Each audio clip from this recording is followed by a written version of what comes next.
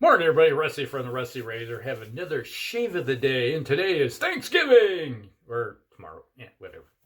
So this is my Thanksgiving sort of shave. So what we're doing is going to be Stirling's hot apple cider. It's a really nice scent. Here it is, the puck right here. Man, I love this stuff. Nothing like the smell of hot apple cider in the morning. It smells like turkey. Okay. I was just thinking as we get around to this here. We got Edwin Jagger with the feather blades, not Stirling blades. Oh, I'm really off my game today. Is it too early? I don't know. And smell this. Yep, smells like hot apple cider. A little bit of clove. And we'll follow up with a little bit of Avon Wild Country. All right. I was just thinking, somebody has done it. If you're in the comments, you know who's done it, but a turkey gravy with cranberry shave soap. I'm a cranberry. It's like the only way I can eat turkey is smother it in cranberry sauce. It's the only way I can do it because I'm not a turkey fan at all. Never have been. I would, it's like when I lived in Minnesota as a kid, young adult, I would shoot a goose. I preferred having a Canadian goose as our Thanksgiving dinner. At least it had some flavor. And typically, we get from our local grocery store. You buy a ham, you get a free turkey. Well, I personally I buy the ham because it's like I make for Thanksgiving or even Christmas dinner a ham. I prefer ham. My wife likes ham. She's not a turkey fan either.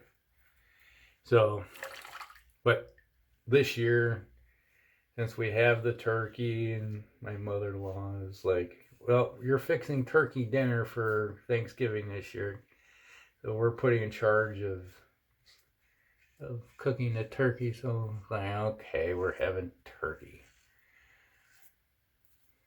And I was like, we need cranberry. And my wife's like, cranberries are disgusting. I'm like, that's the only way you can eat turkey. So I was gonna buy the cranberries and actually make the cranberry sauce, which is better than the canned, because the can is more or less like jelly, cranberry jelly. You open up the can, you turn around, and it goes, and it's form. It looks just like what it looked like in the can, ribs and all. But somebody has had and done this. Is make a turkey flavored or scented with cranberries shave soap.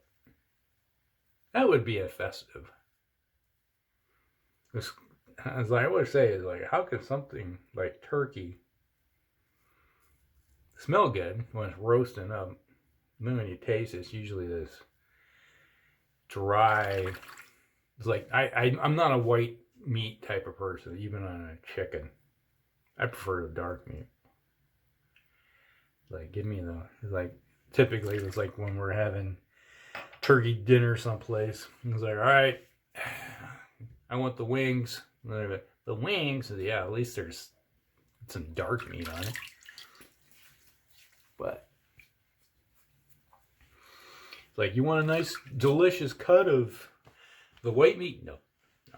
I'll hunt down what little dark meat you have on the thigh area and that kind of stuff on the turkey. That's my area, go-to area. This smells so good. I have to buy another jug of cider Which reminds me of the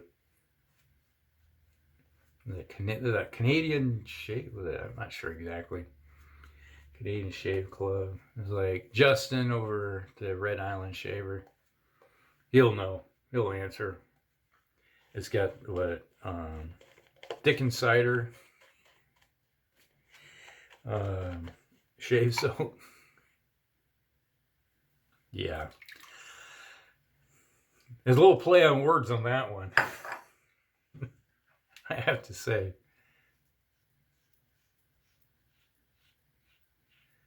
I was telling my wife about that one, and she was kind of laughed and said, no.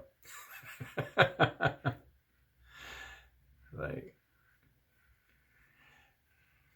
she's like, you have never grown up. You're still that young teenager. Like, well, when you grow up, you die. That's all I gotta say. You die inside. It's like, gotta keep it humorous.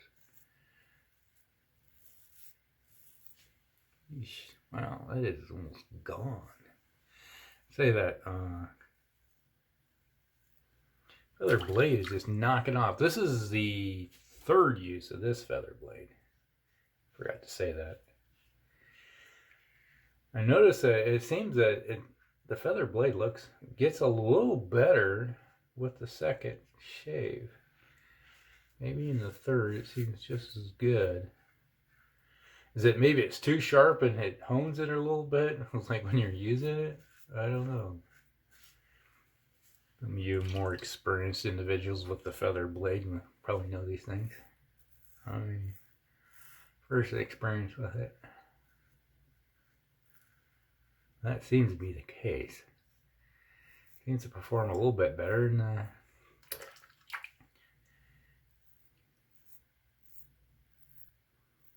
one thing I noticed, you put a feather blade in some of these semi-mild razors and wow, works good.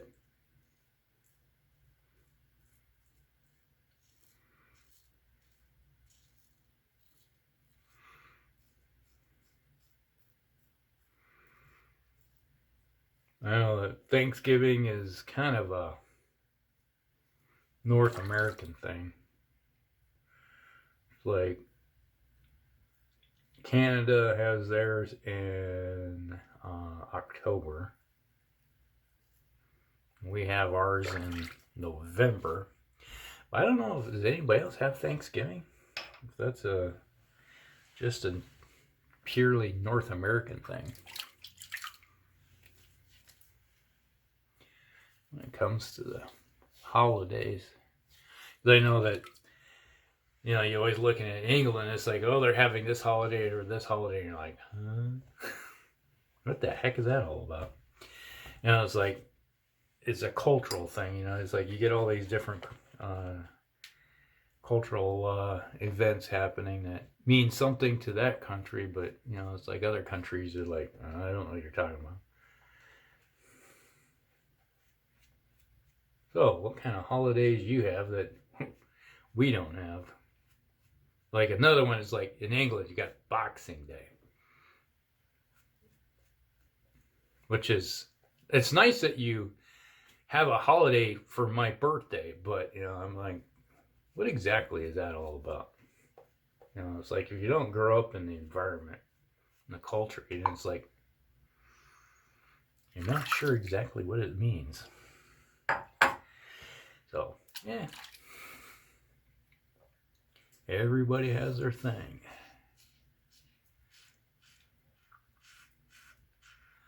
And it seems to be more prevalent as you go back. You know, you get European countries, you got a lot of history.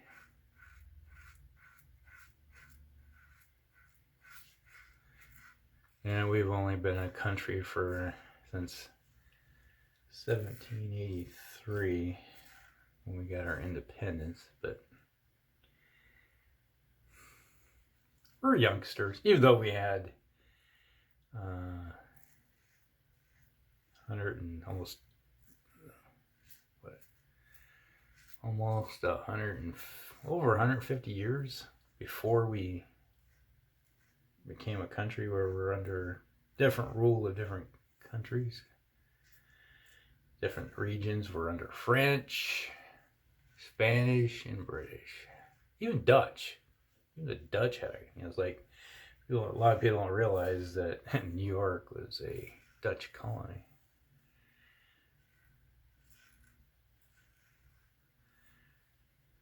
All right. Wow, that is a little bit right.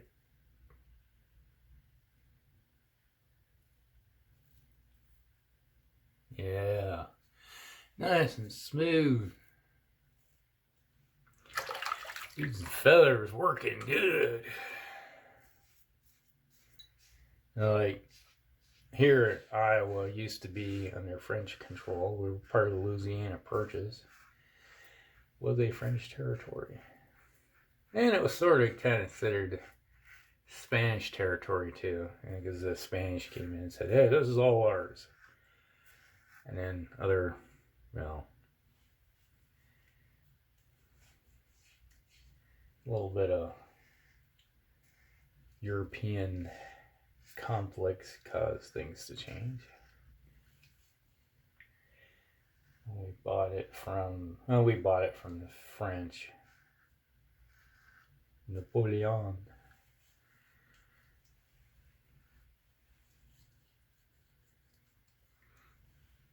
But I've lived in the Northwest Territories and the Louisiana Purchase while living in the same state, Minnesota. Like the northern part of it was part of the Northwest Territories, and part of the western and southern part is under the Louisiana Purchase, because where the Mississippi was, which kind of interesting. I'm one of those few people that's lived north, east, south, and west of the Mississippi. And some people are like, huh? How do you do that? Well, you can do it living in the same state. You look at the Mississippi River, it goes up north, then it comes down south. So you can live to the north of it, east of it, south of it, because if you're living on underneath the hook of it,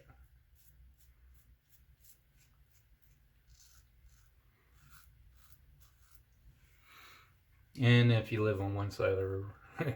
There was a time when I was a young lad, about 4, our backyard was the Mississippi River, because we lived in a house. You look out the west window and there's the Mississippi River in the backyard. We had a fence there, but prevent you from running into it.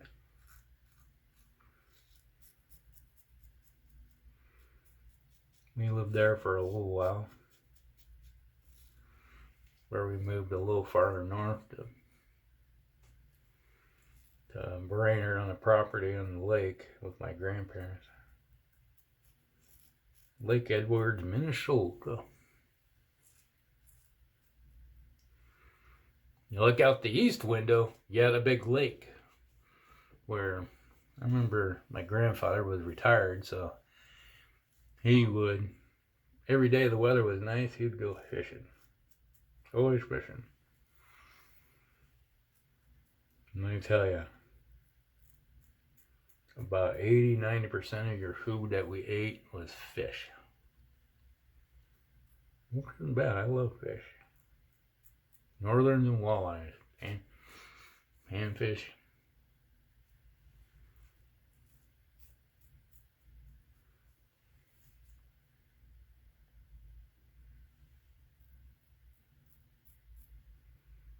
But, well, then we went and bought the farm. Purchased a farm farther north. And then, well, lived there for quite a few years as farming.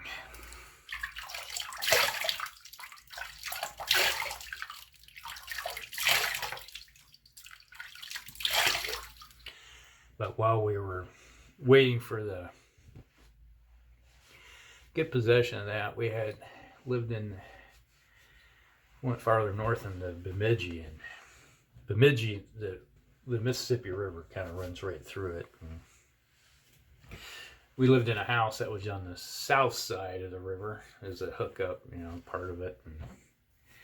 So it goes through Lake Bemidji. The river does. Wow, that is smooth, man. That is a classic shave.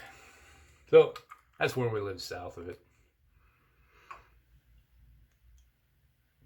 And now here I live in Iowa, and we live south or west of it. So, wow, Avon Wild Country. That's mixing interesting. Brings out the cinnamon. You can smell the cinnamon and clove a little bit better coming off of that hot apple cider. Oh, that is nice. Nice sound. Smells good. I like that.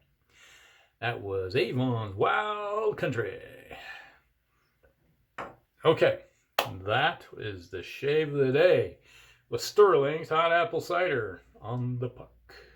Inside. There you go. Load that little bugger up.